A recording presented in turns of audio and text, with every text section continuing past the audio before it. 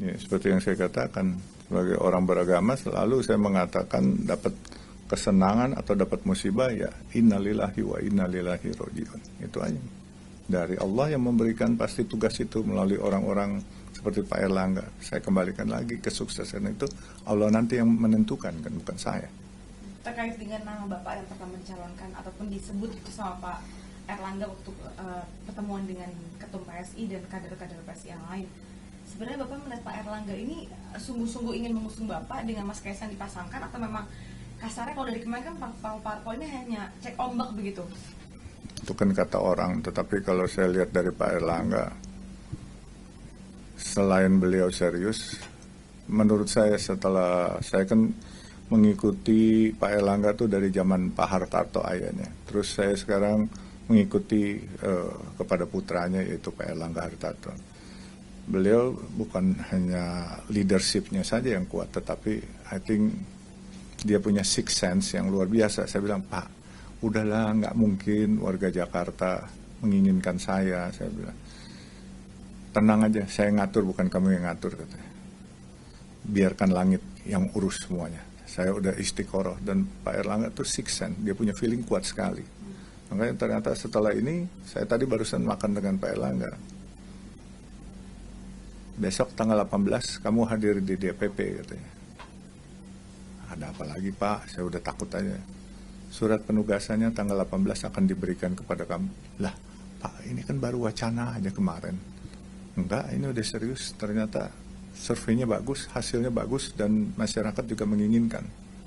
Wow, saya bilang, Pak, I don't expect like this, ya kan. Untuk dicalonkan, buat saya sempat mulus-mulus sampai beser-beser saya, ya kan. Ini apalagi nih, Pak, saya bilang nih. Jadi serius begini nih, saya bilang. Saya pikir saya ditawarin pasti nggak laku. Dia bilang, kamu aneh, katanya. Orang lain minta jabatan ini kepada saya. Ya tapi saya kan nggak minta. Ya justru kamu nggak minta. Dia, Pak Erlangga malah bilang, di zaman Rasulullah itu mereka pada bilang, orang yang minta jabatan saya nggak kasih, tapi kalau yang nggak minta kita pilih. Ternyata orang ini bisa dipilih, mudah-mudahan bisa amanah. Saya bilang, Pak, saya sekolah nggak tinggi, saya nggak punya logistik, ya kan, saya nggak bisa menggunakan logistik saya untuk menyuap rakyat untuk supaya memilih saya.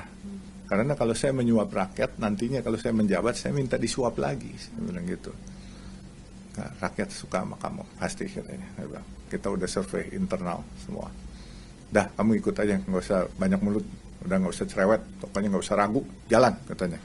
Saya percaya Pak Erlangga tuh, karena beberapa kali saya merasakan apa yang Pak Erlangga ngomong, biar langit yang atur, feelingnya kuat. Saya bilang, ya udah Pak, saya bilang, saya hari tua tadinya mau pensiun, kalau Allah mengendaki angin membawa saya kemana, ya saya ikut aja udah. Tapi dengan namanya Mas Kaisang begitu ya, yang akan bergandengan tangan dengan Bapak untuk di Jakarta, Bapak melihat Mas Kaisang sendiri bagaimana? Image Kaisang di mata Bapak begitu? Oke, he's very humble menurut saya, he's very young, tapi yang muda bukan berarti tidak bisa, bos. Jangan salah, saya dulu waktu muda saya berhasil karena walaupun saya muda, guru saya itu 2 kali umurnya di atas saya, apalagi Mas Kaisang, putra presiden. Presiden itu Jokowi dulu orang bilang pelangap-pelongo, tapi dia petarung sejati, ya kan? Dan anaknya pasti dia melahirkan anak yang petarung juga, saya percaya itu. Dan buat saya segi usia nggak menentukan kapabilitas orang lah, ya kan? Tinggal bagaimana pengalaman dan jam terbang. Dan saya lihat Kaisang orang yang humble dan gampang berinteraksi dengan masyarakat, dan I think should be okay lah kalau dia bisa kombinasi dengan orang-orang yang senior berpengalaman. Dia cukup cerdas, cepat bisa menangkap kok, beradaptasi dengan keadaan. Tadi Bapak juga sempat Google begitu ya, anak presiden. Tapi sekarang kan image di mata publik begitu ya, apalagi di sosial media, nama Mas Kaisang ini muncul karena banyak yang mendukung ini karena ada pengaruh dari Pak Jokowi sendiri. Bapak melihatnya bagaimana, Pak? Nah, itu kan suzon. Kita orang beragama kan nggak boleh suzon, harus husnuzon. Ya kan, buat saya kalau dia punya kemampuan, why not gitu kan. Nah buat saya Saya sih tergantung siapa saja yang mau memakai saya asal diperintahkan oleh Partai Golkar. Pak Erlangga perintahkan ke A, saya ikut ke A. B, ikut ke B. Bahkan Pak Erlangga tadi sambil makan bilang, Yusuf Hamka ini atau Baba Alun mirip teh botol katanya. Jadi kalau orang ada slogannya begini, apapun makanannya, minumannya tetap teh botol. Siapapun gubernurnya, wakilnya tetap Baba Alun, kata Pak Erlangga. Itu kata Pak Erlangga. Ya saya bilang, Pak, terserah Bapak lah, saya bilang saya ikut aja. Artinya sudah nama Bapak ini sudah diperintahkan untuk di DKI 2 begitu ya. Tapi melihat walaupun misalnya nanti namanya bukan Kaisang, Pak Erlangga tetap akan memajukan Bapak begitu Bapak melihat. Walau alam, tanya Pak Erlangga karena beliau yang menentukan di partai. Saya kan cuman apa sih makmunnya aja kan, imamnya kan beliau. Supaya kader partai mengikuti perintah Pak Ketum berarti ya. Pak, tapi terkait dengan pilkada Jakarta ini kan cukup panas gitu ya, banyak sekali seperti namanya kemarin sempat santer gitu yang ingin maju lagi dan sudah dimajukan oleh beberapa partai, Pak Anies Baswedan yang sampai sekarang juga masih salah satu yang paling tertinggi begitu kalau kita melihat survei-survei. Bapak melihatnya bagaimana untuk kans dengan kalau misalnya nanti jadi maju bersama Mas Kaisang untuk kasarnya head to head lah nanti dengan Pak Anies dan calonnya? Gini, Pak Anies itu sahabat saya kok, ya saya kenal baik. Apa yang udah dibuat Pak Anies juga cukup baik lah di DKI. Tetapi kalau soal pertarungan antara nanti mungkin Mas Kaisang dengan Mas Anies, ya saya juga nggak bisa memprediksi karena dua-duanya jagoan ini, ya kan? Ya tinggal bagaimana programnya yang bisa diterima oleh rakyat, ya kan? Bagaimana programnya yang rakyat percaya, ya kan? Kalau saya sih selalu mengatakan kepada teman-teman, Mas Anies adalah sahabat kita. Kita bertanding untuk bersanding. Oleh sebab itu, siapapun yang menang, ya kita hormati. Kita sebagai yang kalah, misalnya kalau saya kalah, saya pun siap jadi memberikan konsep-konsep kita, nasihat-nasihat kita kepada pihak pemenang. Misalnya, let's say Pak Anies menang. Saya nggak keberatan kok untuk jadi penasehat Pak Anies dan nggak ada merasa bahwa itu satu perbuatan yang tidak baik. Tapi itulah demokrasi yang benar adalah kita bersaing tapi kita harus bersatu kembali demi membangun daerah gitu kan.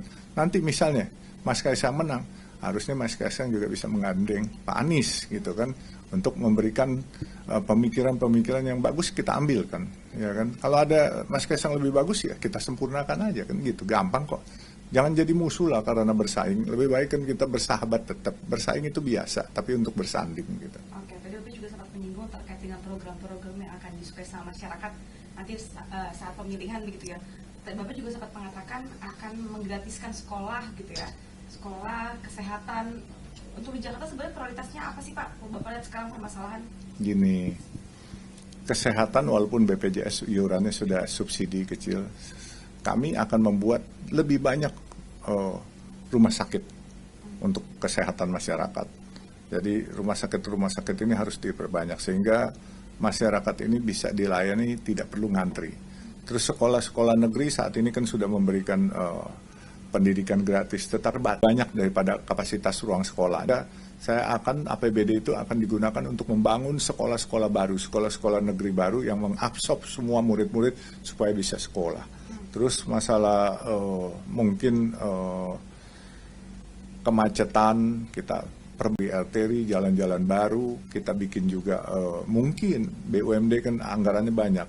BUMD kita minta bikin jalan tol, sehingga jalan tol itu nanti bukan dimiliki oleh swasta, tetapi BUMD DKI yang mempunyai, sehingga juga ada pendapatan setiap hari gitu kan. Nah, jadi kalau dibuat jalan tolnya semua, nanti kita perbaiki semua sistem-sistem yang sudah ada yang dibangun Pak Jokowi, Pak Ahok, Pak Anies itu tinggal kita lestarikan, apalagi waktu busway zamannya Pak Setioso, Pak Foke, kita lestarikan. Semua kita pindahkan ke atas di jalan tol. Yang bawah kita kasih transportasi publik yang biasa. Bus-bus busway ini kita taruh di atas semua. Dan shelter-shelter kita bikin yang bagus, yang sejenis nyaman kayak WUS. Semuanya full AC.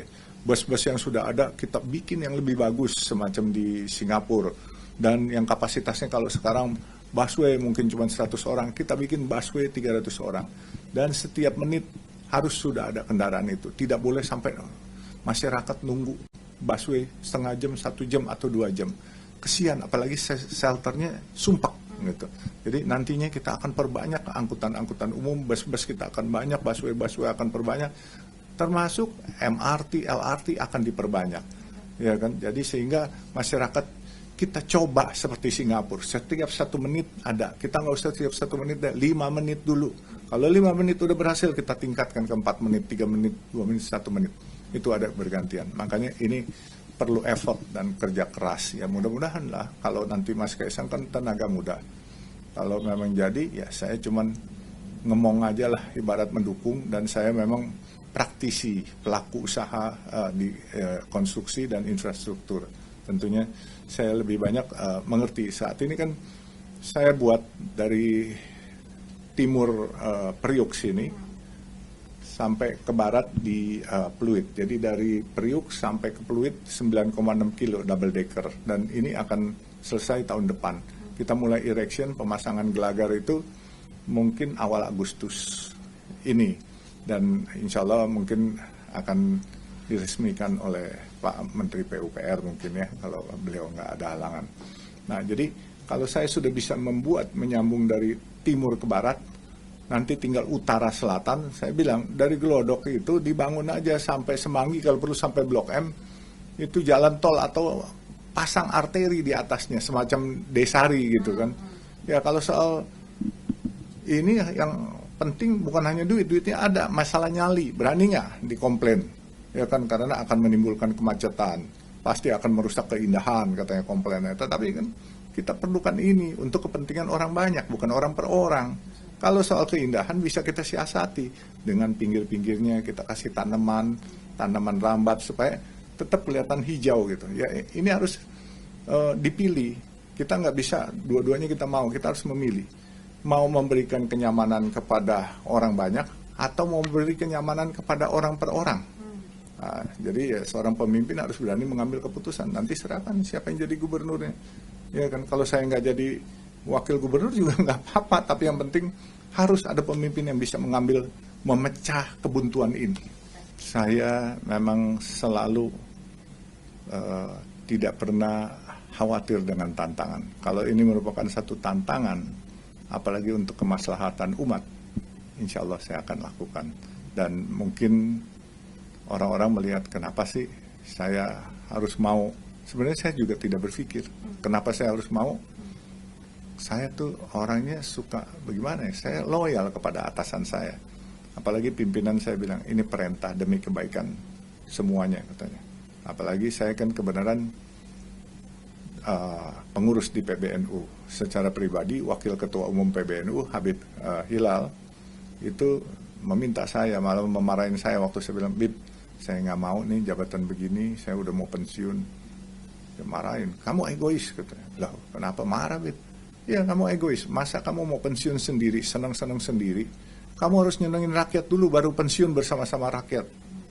Oh iya, jadi saya harus terima katanya. Oh ya udah, saya terima. Tidak dipanggilan hati nurani untuk membantu rakyat begitu ya? Iya, karena disentuh hati saya untuk kepentingan rakyat. Kamu sudah kelar katanya dalam hidup kamu, tapi kamu belum kelar menyejahterakan rakyat.